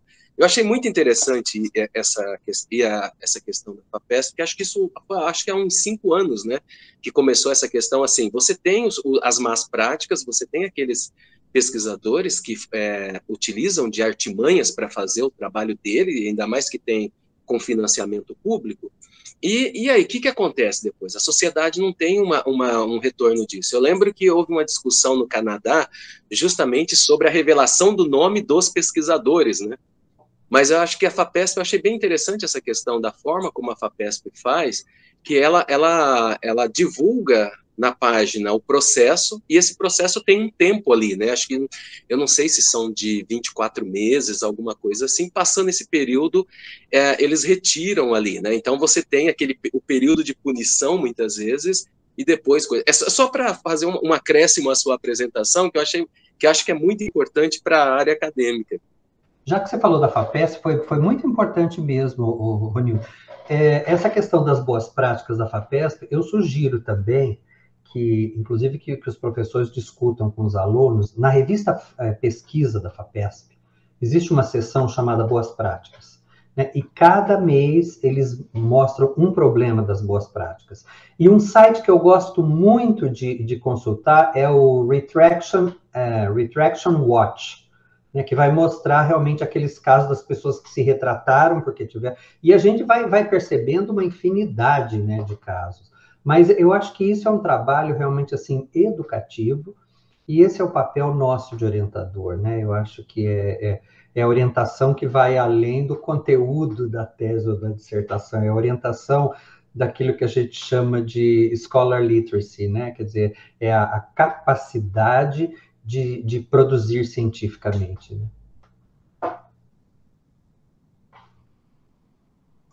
Legal, muito bom esse debate. Obrigado, Ronildo, por pedir essa parte, essa contribuição. Eu vou pedir para que nós sejamos um pouquinho mais rápido, porque nós temos que cumprir um horário aqui, nós temos que terminar a mesa às 21 horas, porque temos aí apresentações de trabalhos dos alunos ainda, então vou correr um pouquinho aqui. Já que o Ronildo fez essa intervenção, já vou passar direto para ele uma próxima, e depois passo para a professora 2 questões mais específicas para ela.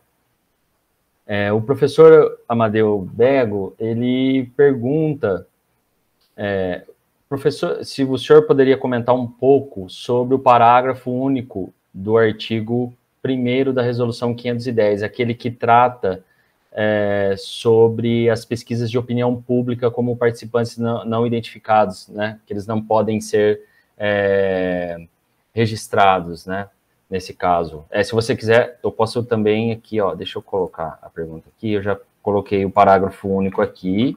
Já está aqui, já colocaram, está aqui, ó. Não sei se está dando para ler, professor? Tá fechado seu microfone, professor. Desculpa. Seu microfone está fechado, professor. Desculpa, gente. Acho que no segundo, se o Leandro estiver aí, acho que no segundo, não, no terceiro e quarto slides meu lá, tem essa questão do artigo 1º, né? Então, o artigo 1º falando um pouco sobre o que dispõe a Resolução 510, né? E ela vem nessa questão, que era um problema em relação à CONEP ali, que era, mas quais são as pesquisas que não precisam ser avaliadas pelo sistema CEP-CONEP? Então, entre dessas pesquisas, então, isso foi colocado na Resolução 510, né? As resoluções, elas são, de certa forma, até complementares ali, né? Quer dizer, um pouco, não que você precise usar as duas, né, como muitas vezes alguns entendem, mas é que o que não acaba nenhuma, acaba tendo na outra, né?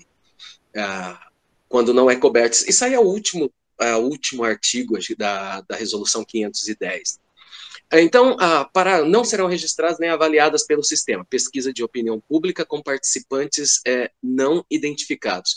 A própria Resolução 510, no artigo 2º, ela diz o que ela está entendendo aqui por pesquisa de opinião pública, se não me engano. Cadê? Tá? Deixa eu só entrar nela. Resolução 510. Na questão dos termos,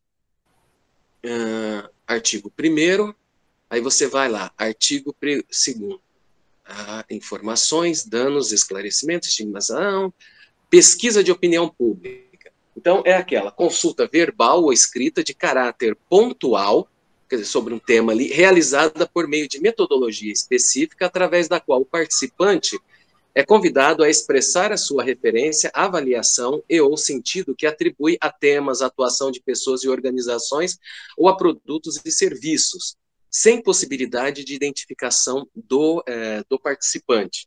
Então, é um pouco o que nós poderíamos dizer, essas pesquisas de intenção de voto, por exemplo, né? Quer dizer, o que a pessoa pergunta ali? Bom, em que candidato você vai votar? Então, aquela pesquisa foi feita especificamente para aquele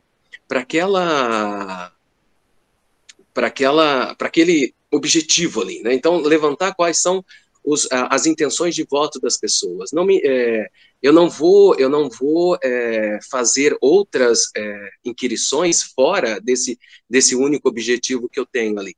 Tá? Eu também não preciso saber o nome inteiro da pessoa, não preciso saber o endereço dela, o RG você não precisa, mas eu não preciso saber dados demográficos dela. Então, e nesse sentido, ela não tem a identificação, e nem o próprio pesquisador ali vai ter essa identificação do participante, porque isso não interessa para ele, né? O que interessa para ele é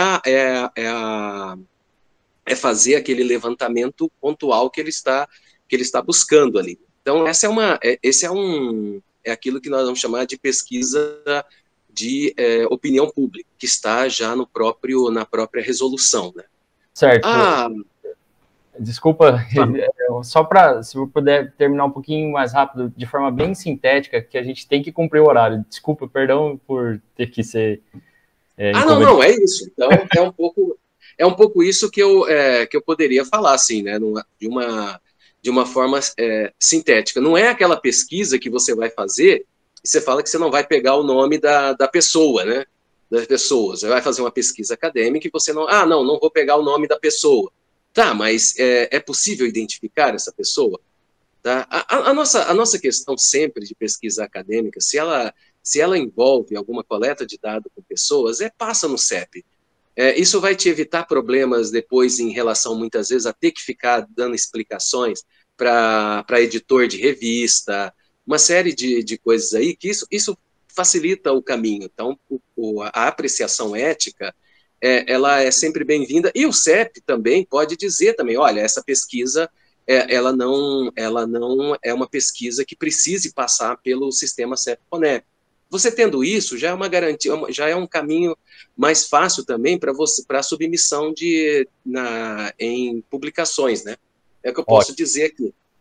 Ótimo, muito obrigado, professor. Agora, para a professora Tatiana, eu coloquei aqui, professora, se você puder responder muito rapidamente, já percebeu que estamos atrasados? Tá. A Carolina pergunta, professora, sabemos muito que muitas pessoas, infelizmente, entendem esse processo de submissão no CEP como algo totalmente burocrático. Quais podem ser as implicações para pesquisas que não passam por isso? E o Carlos... Quais aspectos éticos a professora considera mais importantes no caso de coleta de dados empíricas em salas de aula? Obrigado. Bom, vamos lá. Em relação vou falar assim, papum, tá? Porque por conta do tempo.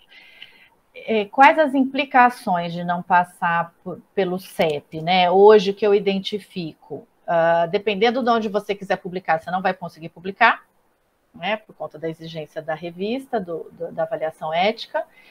Acho arriscado você estar cometendo alguma infração ética que você não percebe, mas outra pessoa no CEP vai perceber. Então, eu sempre falo que esse processo é uma proteção tanto do participante quanto do pesquisador, né?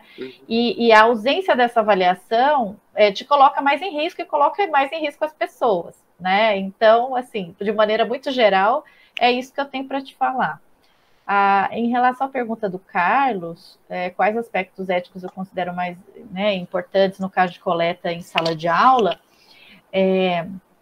Então, também, rapidamente, eu acho que dependendo da sua pergunta de pesquisa, a não identificação dos participantes, né? Porque você pode expor um professor, uma professora, criança, então tudo vai depender do teu objetivo de pesquisa, para saber quais aspectos éticos a gente tem que cuidar mais. Mas eu vou falar pelos meus alunos.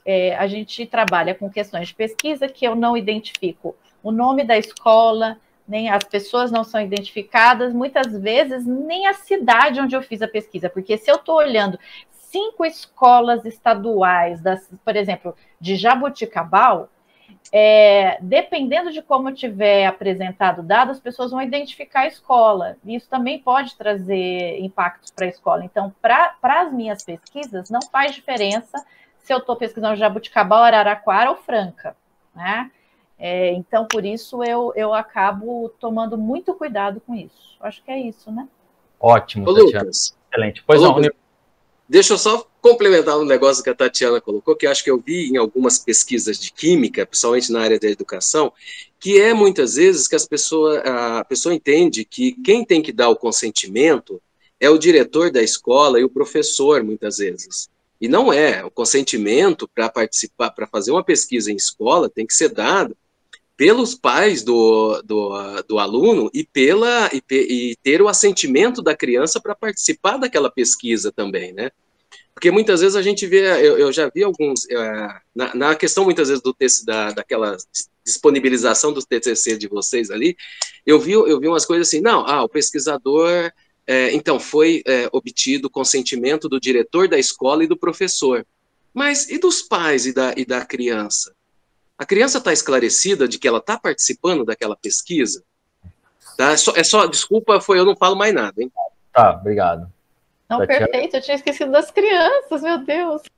Perfeito, ótimo, muito bom, pessoal. Já estou aqui, infelizmente, dessa forma apressada. Peço desculpa a todos vocês. Gostaria de dizer também que há bastante lacunas ainda, por exemplo, uma questão que não vai dar para a gente abordar aqui, mas que eu gostaria de comentar. Essa questão foi colocada a questão da FAPESP, mas tem a questão editorial das revistas, que é algo bastante complicado, porque quem, então, fiscaliza ou avalia essa ética em relação aos periódicos, né? Porque isso acaba impondo um certo pragmatismo burocrático que não tem nada de ético, né? Então, cumpre-se apenas algo para se publicar e os seres humanos, né, ficam aí comprometidos com a questão ética.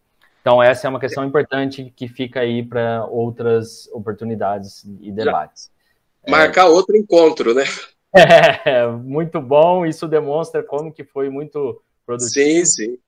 E gostaria de saudá-los novamente e queria também, agora na sequência, às 21 horas, nós teremos as apresentações, por isso que estamos corridos, e gostaria de convidar todos também para o 3º dia do evento.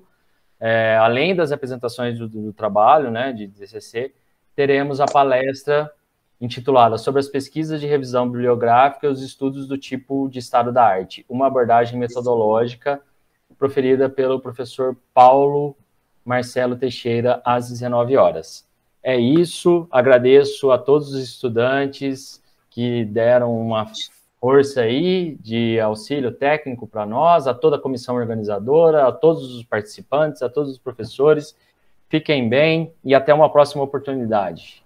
Obrigada. Tchau, tchau. Agradeço aí. Tudo de bom para vocês. Boa noite. Obrigado, gente.